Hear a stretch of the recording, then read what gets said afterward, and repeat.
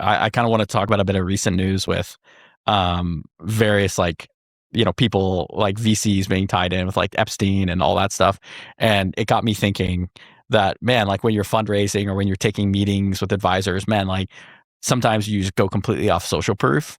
Yeah. Um, and there's definitely a power dynamic there. Can you talk a bit about how founders can vet advisors, vet investors? Um, I know it's like a bit of a wild west when you raise a seed or a pre-seed, but how would you go about deciding like who you want to bring in as an investor or by advisor or board member? Yeah.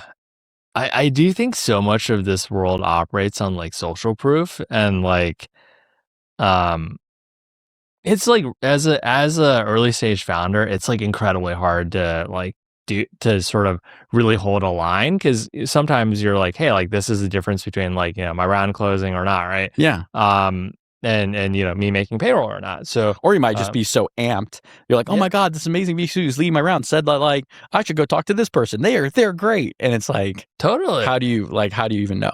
Yeah. No, it's like it's impossible to know sometimes, right? I do think more founders should ask the question of just like, hey, like, what's your source of, capital? Like who are your LPs? I think it's like it's a totally fair question to Hmm. ask. And like I think if, people are kind of defensive about it, like it's probably kind of a sign. Yeah.